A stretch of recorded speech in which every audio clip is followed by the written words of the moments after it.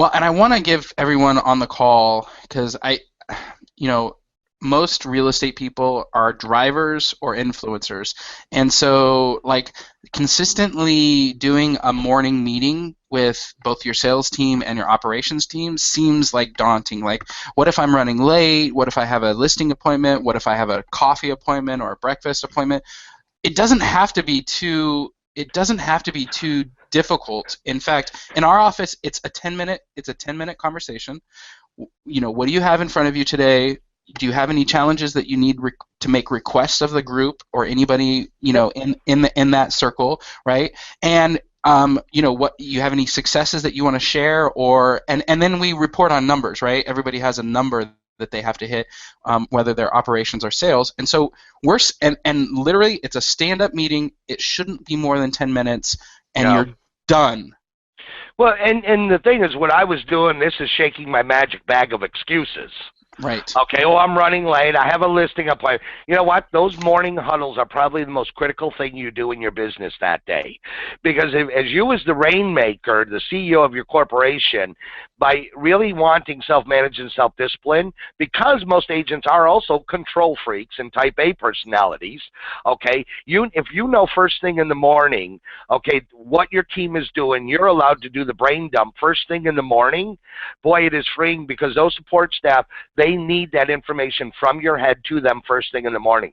And they're not going to interrupt you, because they're going to say, oh, Daniel's so busy. Yet, 4 o'clock in the afternoon, Daniel wanted something done at 10 o'clock. He didn't articulate. They didn't interrupt you. Now Daniel's mad. Yeah. Yeah.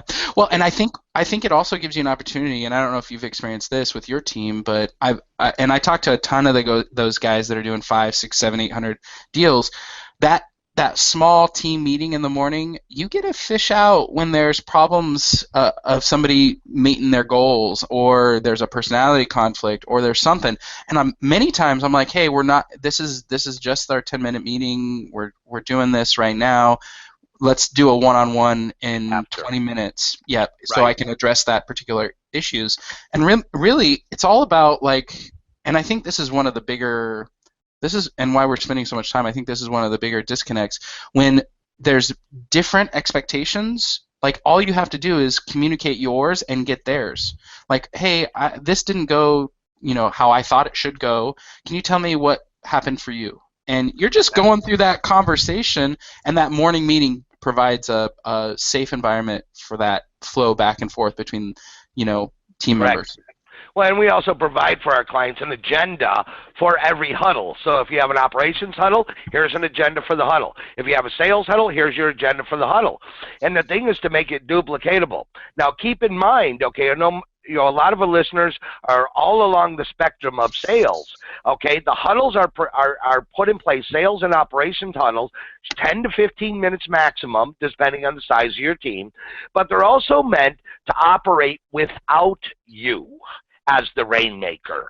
So as you're growing your team, you might change up. If you have 2 to 3 different support staff people, let one of them run it. Change it to a different person the next week. This way you're empowering your people to be self-managed and self-disciplined. You might, who's ever running the huddle, you might do a 5-minute brain dump of some of the things you want to make sure get accomplished today. But we need to set the huddles up that they go on regardless of the rainmaker being present.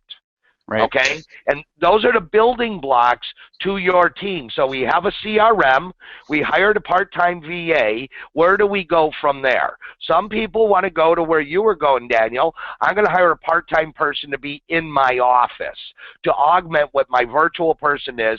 Now that person in my office, and so and to me, you can flip-flop. Either you hire a person in your office first or a VA first. In my opinion, it's what's going to work best for you.